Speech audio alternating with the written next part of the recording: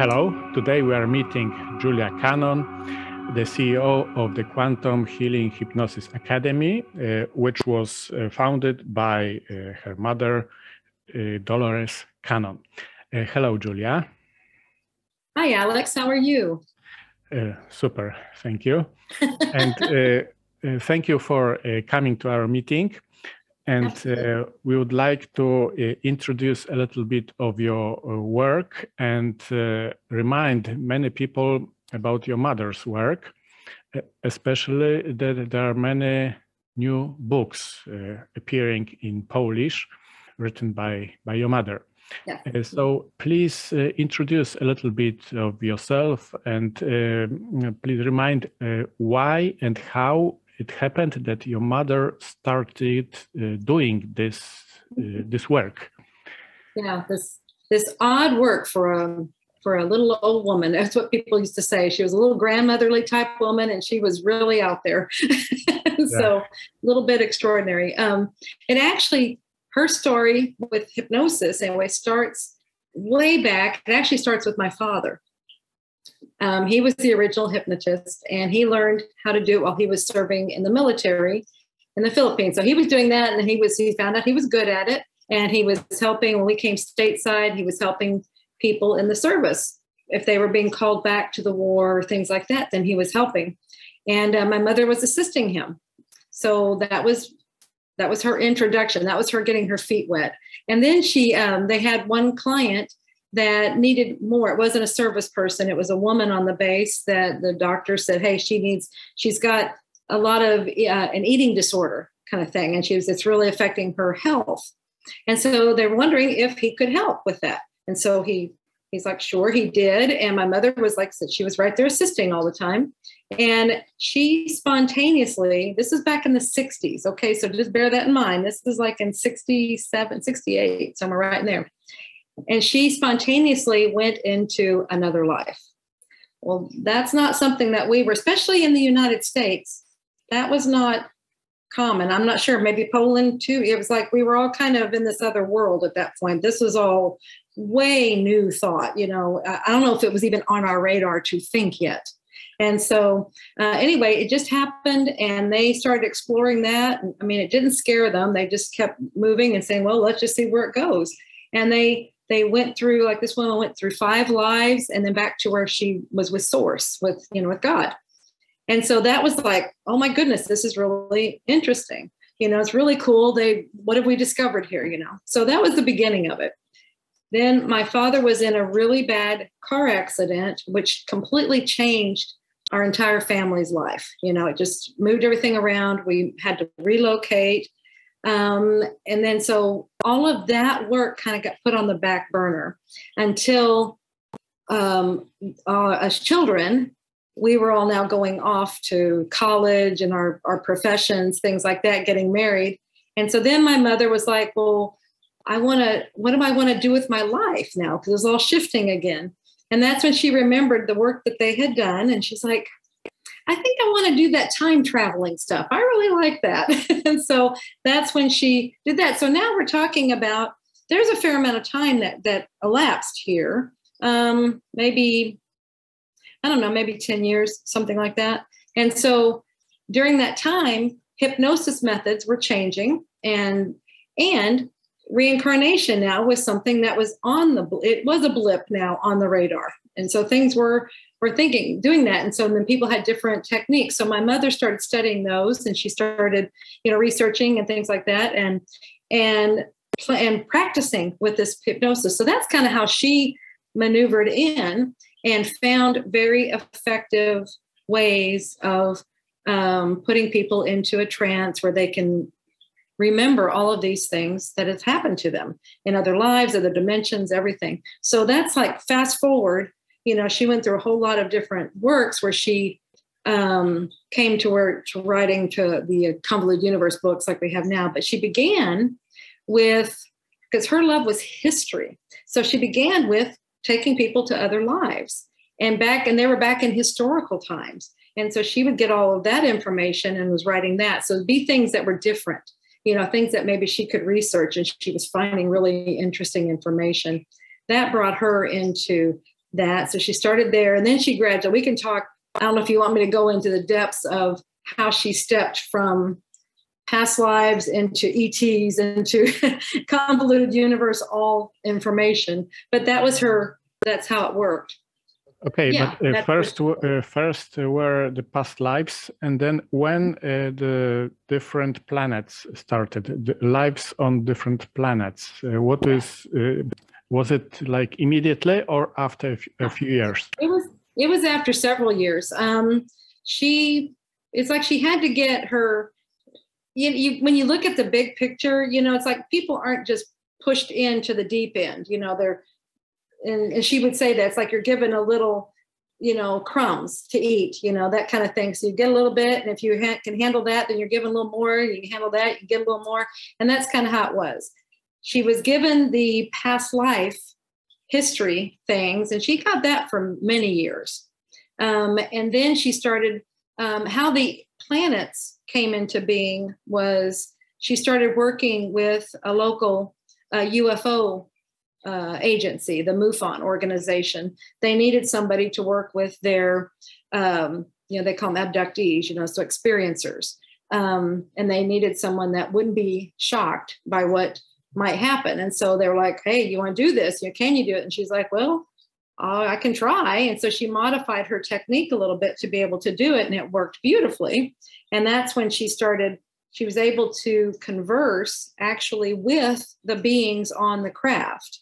Now, by doing that, then that also opened up work with other people that are going to other planets and other, because that opens up this thing. If these beings, if they're coming and visiting people, there's a reason for it. Okay. And so they probably have come from other planets. They probably have come from other things. So they're going to have these kinds of experiences. So that's when that world started opening up. It was, yeah. Okay. And how do you perceive the differences between the years 70s, 80s, 90s, and now? Like different quality of perception in the hypnosis, or different children are born now? What can you say about it? Yeah, that's a really big question. You've got a lot of things within that one question. As far as what we're seeing, back in the 70s, 80s, even into the 90s, you had this almost amnesia effect that would happen when you're in hypnosis, and people would go into this deep level, which is where we take them. They go into this deep level and they don't remember anything. They just kind of black out. It's like they're gone. Consciousness is gone, but they've got like almost 2 hours on a recording, saying all these things, and they're like, whoa, what happened there? What we've seen since, especially since about 2010 and forward, is a huge, it's like as we evolve, and this is what we've been told, it's our DNA changing, and that's causing this evolution to happen. So this is a humanity thing. As that changes, then we stay more aware in these deep levels of trance, where we just dropped off the deep end. Now we will stay aware. Now there's a big difference between awake and aware. And a lot of people think, oh, I'm awake. No, you're aware, and that's okay. And that's one of the things I teach within the course is you have to make that distinction. And as long as the information is coming through, that's fantastic. It doesn't matter if you're aware of it or not. It's just that's where we are because of our DNA upgrades that we've received. We are staying aware in these states. So that's a huge shift. And now the other thing you were asking about the new children, yes.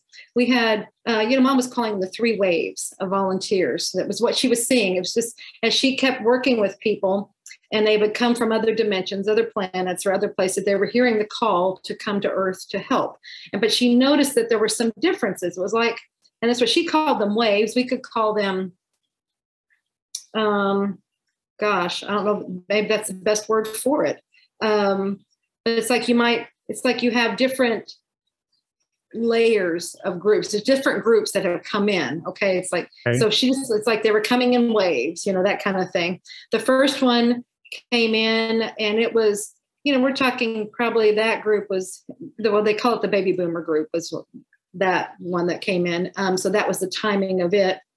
And they were the ones kind of setting to prepare for the other ones coming in. So they had a little bit harder because it was rough terrain, so to speak. It's like your troops on the ground have to get it all ready for the others to come in. So they probably felt it harder than the other ones. Then the next ones came in. They're really here to just hold the energies, just bring it in and hold it here to help elevate the energies of the people on the earth. It's kind of hold that energy.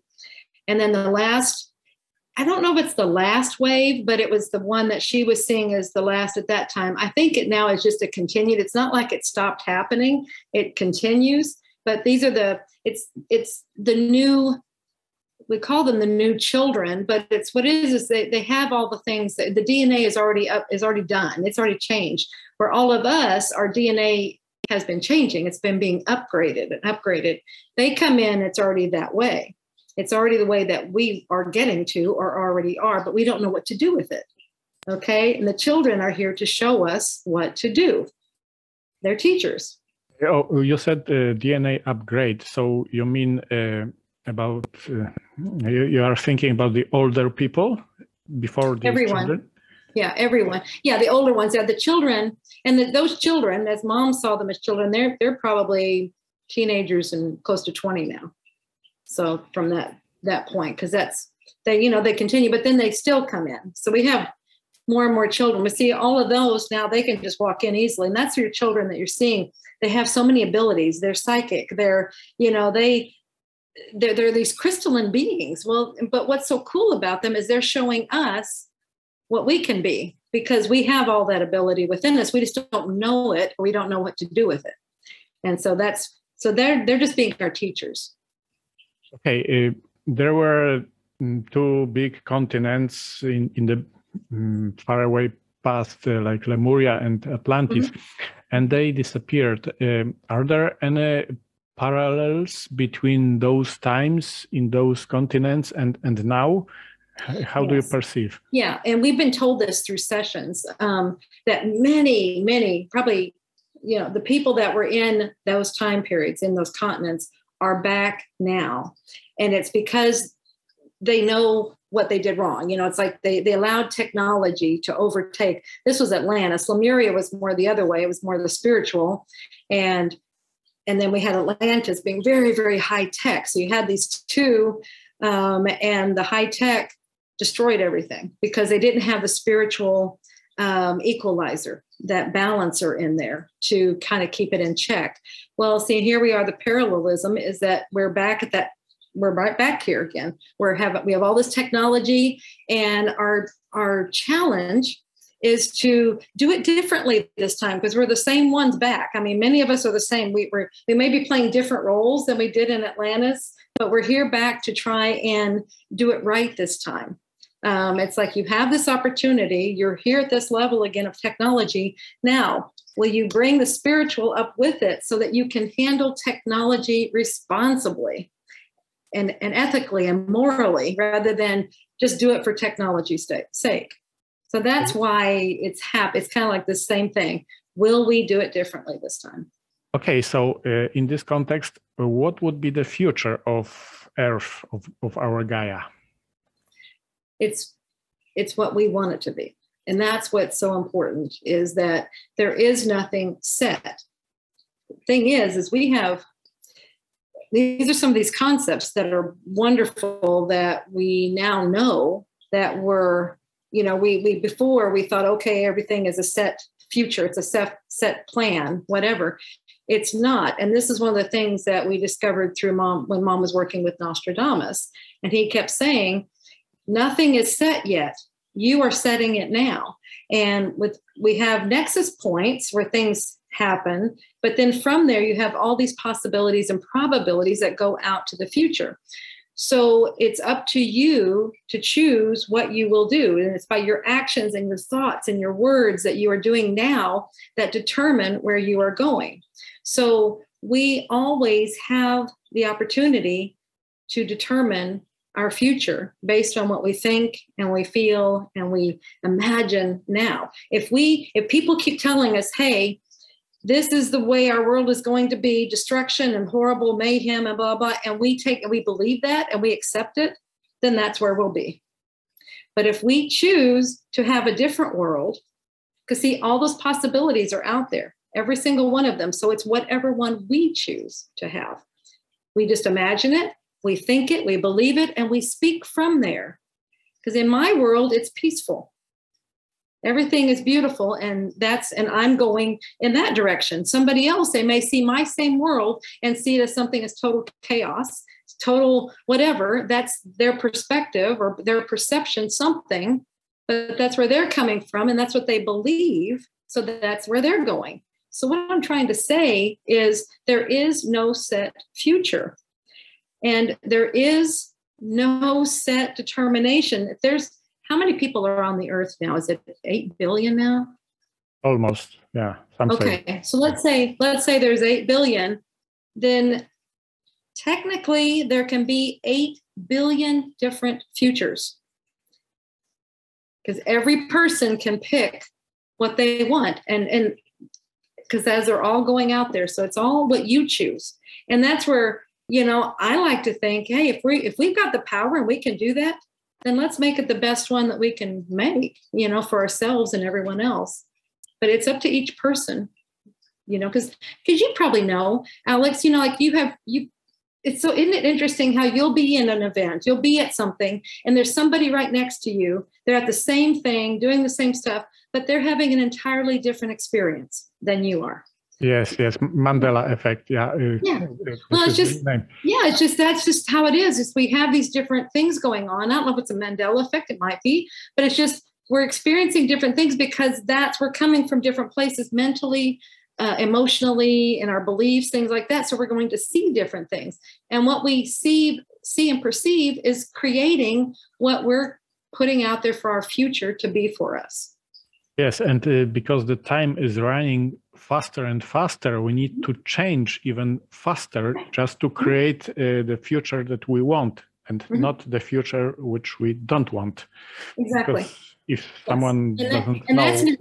that's an important statement, that you're not creating what you don't want, because it's so important for people to realize they have that kind of power, and sometimes we have the events that we have in our lives just to show us what we don't want. And so then learn from that. It's like, okay, I know I don't want that. So then what do you want? Because how many of us just sit here and just accept whatever comes? Oh, well, and don't, it's okay. That's just how it is. Well, no. Have you told the universe, have you put out there what it is you want? Think about what you want and put that out. And you know what? A few days ago, I started reading this book, Convoluted Universe, which is in Polish now. And I thought that because I did already a lot of interviews, I listened to a lot of interviews also about contacts with the aliens, with extraterrestrials. I thought that I know a lot. But when I started reading this book, I was really surprised that there are things which I didn't know yet before. So maybe from your experience, please tell us about the most strangest sessions with clients. I know everything is strange, and after some time, people you get used to this strangeness. Yeah. So maybe you have something in mind, something so strange that it surprised you. Right. I think the biggest thing, it's the concepts. And this is something that is funny because it's coming to mind. When Mom would be doing some of these sessions and she'd come back to the office and she'd tell me, well, like what happened at her session today? And it was like this earth-shattering new concept and all this stuff. And it's really, she'd never heard of it. It was like, oh my gosh, you're not going to believe. But it's so funny because as she's telling me this, it was new to me too. But as she's telling it to me, something in me was recognizing it. And I'm just like, And she's like, she would get so mad because she wanted me to be shocked. And I was like, oh, and like that. And I'm just like, but I was recognizing it from somewhere, so it's like within me, who knows? And so it was more of that. It was just like, this is really cool but it's like given, but these concepts, and that's what these convoluted universe books are so wonderful at, is they're bringing in new concepts, and we call them mind bending, like bend your mind like a pretzel kind of thing. Cause sometimes it's kind of, where are we going with this? What are some of the strangest,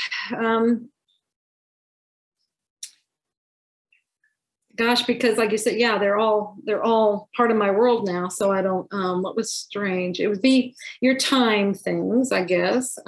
Maybe parallel universes. Mm-hmm. Yeah, see, that goes with the time, simultaneous time. But see, now that's a given. I remember back, have you ever read the Seth material by Jane Roberts? She channeled Seth. No. This is back in the 70s. Okay. So we're talking a while back. And that's what I kind of cut my teeth on. It was like, was reading that, and it was really, really hard to digest because the concepts in there, and I could just read a little bit and I'd have to put it down and think and stuff like that. And that was funny then is that's what these convoluted universe books are like. They're like that. But then now I've gone back to those books. And now it's like, no, there's no problem. I get it, so it's, I see we're evolving. But in there, the last thing that I read that I just couldn't, I was done. My brain was like, I can't do any more of this with the Seth. And it was talking about simultaneous time. And I could not conceive how that could be. Absolutely could not conceive it. Where now, and yes, and Mom, it's like talking about it and everything. And now I can draw pictures about it. I mean, so see how that's our brains. We have now the minds to understand the concepts. There's probably other concepts that we can't yet, but we'll get there, but it's like, so that's just where we grow, we evolve. So yeah, but that was a huge one. And when she was first talking about, she was trying to find ways to understand it, and she'd have them explaining it to her and give her analogies and things like that. And it was probably through those things then that I better understood. And then plus I get, like I said, I get visuals. And so I draw pictures, and it makes total sense to me now. And also what I liked the best was like immediate contact with beings on the other side, some like on the other planets, in their time, and asking their questions like simultaneously. That was mind-bending. Yeah, and see, that first started, like I said, with it actually first started with all of them, but it came to our attention with the Nostradamus material when she was doing that. I don't know if you've read the Nostradamus books yet or not, but she is helping Nostradamus get their interpretations back to our time, the accurate interpretations.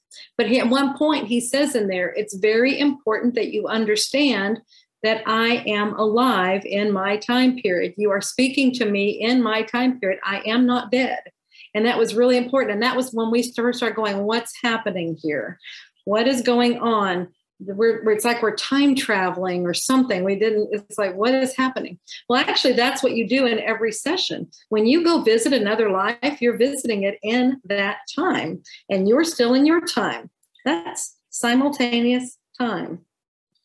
Okay. Mm-hmm. And what are the recent discoveries? Because you said it is evolving, so maybe there's something newer, something which is not contained in this book. Yeah, it keeps going deeper. It just gets more and more. It's like we've now, what Mom did was so fantastic. She opened the door on the strange and the unusual. And because that was a big deal, just to be open to it and allow your mind to be bent. And so now it just becomes more, so it's not oh my God, I don't know. It's just how far can we go now? It's that kind of a thing. And so, I mean, we have conversations with beings on other planets, other dimensions, and other realities all the time. That's commonplace now. And it's kind of funny when people, I wonder if they exist. Yeah, they exist. You know? And let's just take it one step further. They're probably you. I don't know what's happening here. A second. Something popped up on my screen. I'm like, maybe it's them. Oh, yeah, it's a sign, special sign. Okay, this is happening so much. It's like, okay, we get these other beings, and okay, these things are happening, or people have visitations. And when they go into a session, they're finding out that that was themselves. That was them visiting them now. So see, that one can twist your head. So, like in the movie Back to the Future, when the old guy met himself in the 50s. Absolutely. Yeah, there's whatever reasons they're coming back. You know, they come from the future to us now. Or, I mean, look, we're doing this. We're going to our past selves. and I mean, you can do that easily. So see, that's what's happening. We're visiting ourselves. We're coming from another, it may not be this life, it's another life, you know, so it's coming back, and for whatever reason, but it can give us advice. It can give us, you know, but this is a pivotal time. So that's why I think a lot of things are happening now, is that they're coming back to this as a crux point. You know, this is as maybe a point that we can change things. And so, you know, like I said, it's all up to us. Yeah, and let's now jump to something very simple. Some people say, they asked me that I'd like to be hypnotized to recognize what was my previous life. Mm-hmm. Something very simple. So what would you tell them? Is it necessary or useless? How would you describe it? Well, I would, you know, why do they want to know? That's, you know, if it's just curiosity. That's curiosity, yeah. Yeah, if it's just curiosity, then it's like, you know, what's the point? I mean, some people just want to know. That's fine. You know, they just want to know they had other lives. But I'll just tell you, if that's the only reason you want to go in, you're going to get more than you bargained for, because you're going to go. This is how we do it with QHHT, quantum healing hypnosis technique, is you are guided by your higher self to go to the most appropriate time and place. We want you to go to some place that has significance for your life now. Otherwise, it's like, what's the point? You know, yeah, we've all had lives. We've had hundreds and hundreds of lives. Yeah. But we want to see one that's significant to our life now. If it has something that's relevant, then it makes sense. And that's where we want it to go. So then, yes, it can be very beneficial. And that's why, you know, you would want it for that. Even if you're just going in for curiosity, if you do a QHHT session, this is what you're going to get. You're going to get what's relevant. And then you'll make connection with in our technique, you make connection with that higher self to get more information for yourself. Yeah. Okay. I didn't want to go to some details which could be found in the book, because it would be just boring and useless. I wanted to elaborate on this general perception of hypnosis, of the regressive hypnosis and the effects.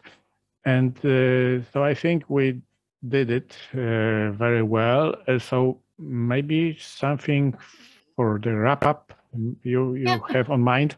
Okay. Well, I mean, definitely you want to read the book, because it does. It really starts opening your mind. And my mother always came from this very curious place. And so she asks lots and lots of questions. So when she comes into these time periods, Atlantis and other dimensions and other realities, she has lots of questions and she wants to know lots of things about it. So it starts opening up that curious part of yourself to go, I wonder what else is out there. And that's where she was coming from. So that's because she was asking those questions. See, this came to her. So I implore people to just be that little child, be curious, want to know more. What else is in my world? It's much more than what you see and what you think, and you can determine how wonderful it is. Please don't accept what everyone else tells you is the facts. How about you create your world? You create your reality with what you think, what you believe, what you imagine. You can do it all. Super. Thank you, Julia, for the interview and for sharing with us a little bit of your knowledge. Thank you. Thank you.